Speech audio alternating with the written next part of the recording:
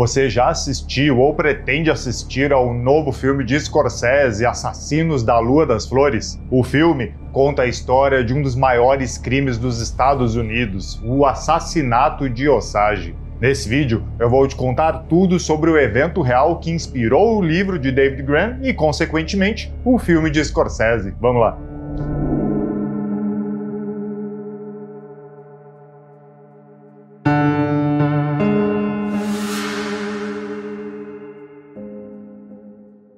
E aí, terrófilo, Mauro Plachina aqui. Os assassinatos de Osage foram um dos crimes mais chocantes da história dos Estados Unidos. Eles revelaram uma trama sinistra para exterminar um povo indígena que havia se tornado milionário graças ao petróleo encontrado em suas terras. Eles desafiaram a capacidade de uma agência federal recém-criada para resolver um caso complexo e perigoso que envolvia corrupção, violência e racismo. Vamos explorar os detalhes e as consequências desse caso que ficou conhecido como o Reinado do Terror. Para começar, precisamos falar da nação Osage. Eles são um povo indígena que originalmente habitava as planícies centrais dos Estados Unidos, abrangendo os atuais estados de Missouri, Arkansas, Kansas e Oklahoma. No século XIX, os Osage sofreram com a expansão dos colonos brancos, que os expulsaram de suas terras ancestrais e os forçaram a assinar tratados que reduziam cada vez mais o seu território.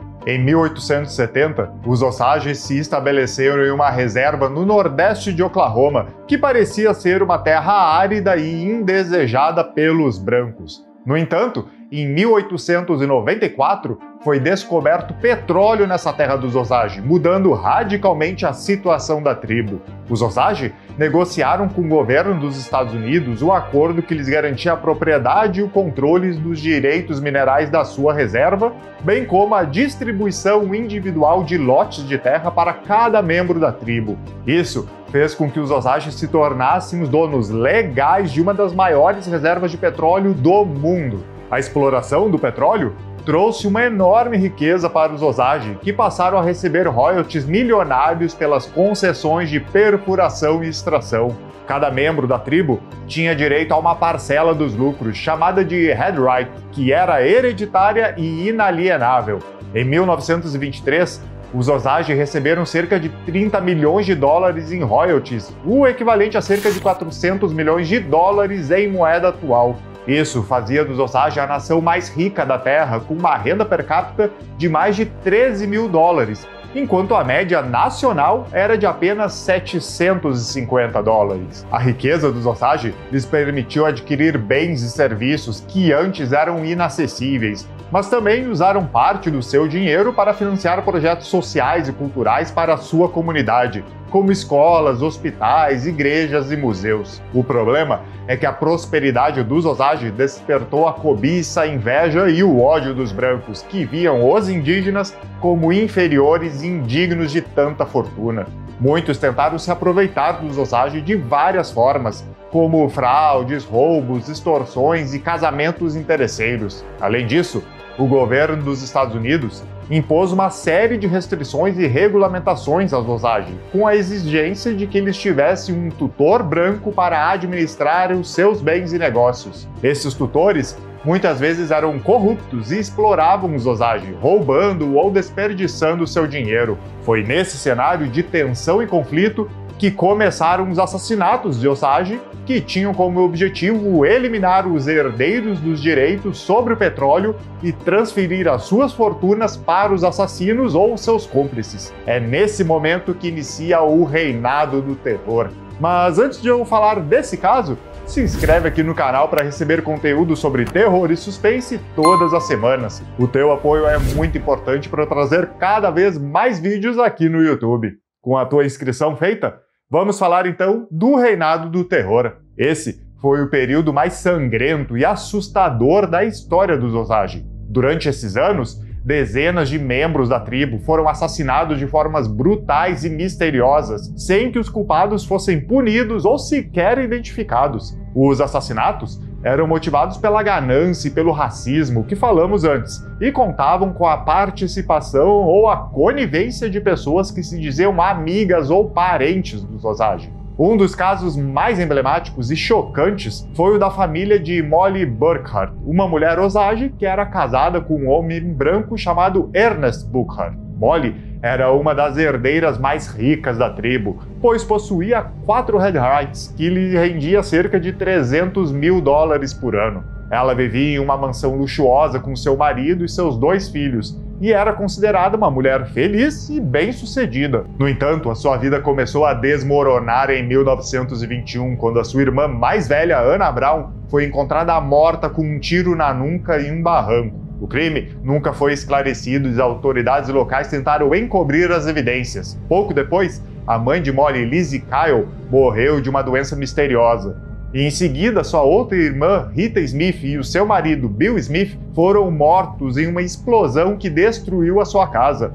A única sobrevivente foi a sua sobrinha, Nettie Brookshire. Os assassinatos de Osage continuaram por vários anos sem que ninguém conseguisse impedir ou solucionar. As autoridades locais eram corruptas ou incompetentes e muitas vezes ignoravam ou sabotavam as investigações. Os Osage viviam com medo e desconfiança, sem saber em quem confiar ou quem seriam os próximos alvos. Foi somente em 1925 que o caso começou a mudar de rumo, quando o Bureau of Investigation entrou em ação e iniciou uma operação secreta para desvendar a conspiração e prender os assassinos. A investigação do Bureau of Investigation, que na época ainda não se chamava FBI, foi um marco na história dos assassinatos de Osage, pois foi a primeira vez que uma agência federal se envolveu no caso e conseguiu obter resultados significativos. O BOI era uma instituição relativamente nova e pequena que ainda estava buscando a sua reputação e o seu papel no cenário nacional.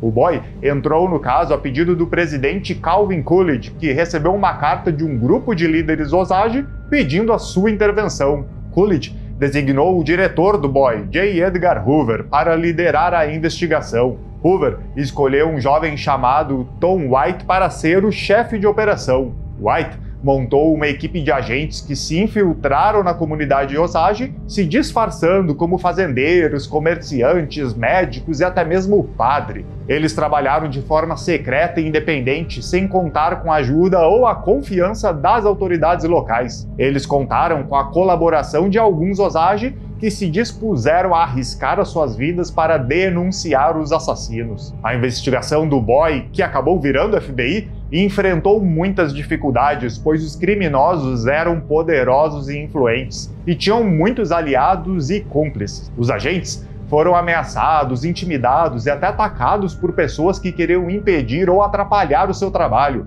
Eles tiveram que lidar com a falta de provas, testemunhas e registros confiáveis, pois muitos dos crimes haviam sido cometidos há muito tempo ou haviam sido encobertos ou falsificados. Apesar dos obstáculos, os agentes conseguiram desvendar parte da conspiração e prender alguns dos culpados. Eles descobriram que William Hale era o mentor dos assassinatos da família de Molly Burkhardt, que ele tinha como cúmplices o seu sobrinho Ernest Burkhardt, o seu empregado Kelsey Morrison e o seu amigo John Ramsey. Eles também descobriram que Hale tinha envolvimento em outros assassinatos de Osage, como Henry Rowan, um rico herdeiro que foi morto com um tiro na cabeça por Ramsey. Assim, os agentes conseguiram obter as confissões de Morrison e Ramsey, que implicaram Hale e Ernest como os mandantes de todos os crimes. Com essas provas, eles convenceram Molly Burkhardt a testemunhar contra o seu marido e o seu cunhado.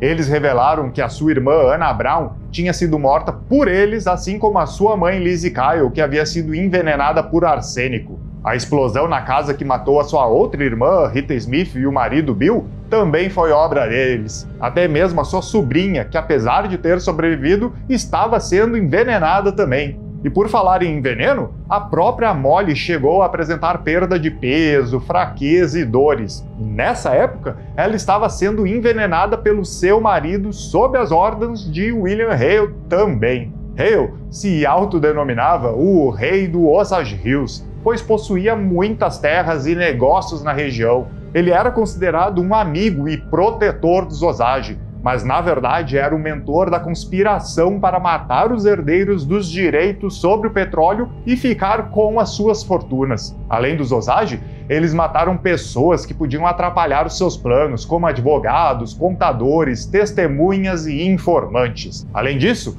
eles se aproveitavam das leis racistas que permitiam que os brancos herdassem os Red Rights dos Osage se fossem os seus cônjuges ou tutores. Com todas as evidências que conseguiram, a equipe do BOI/FBI levou os 4 acusados a julgamento em 1926. O julgamento foi um evento histórico que atraiu a atenção da imprensa nacional e internacional. Os advogados de defesa tentaram desqualificar as provas e as testemunhas do boy, usando argumentos racistas e preconceituosos contra os Osage. Eles também tentaram manipular o júri, que era composto apenas por homens brancos. No entanto, o promotor federal Robnett conseguiu apresentar um caso sólido e convincente contra os réus. O resultado do julgamento foi a condenação de Hale, Ernest, Morrison e Ramsey à prisão perpétua pelo assassinato de Henry Rowan.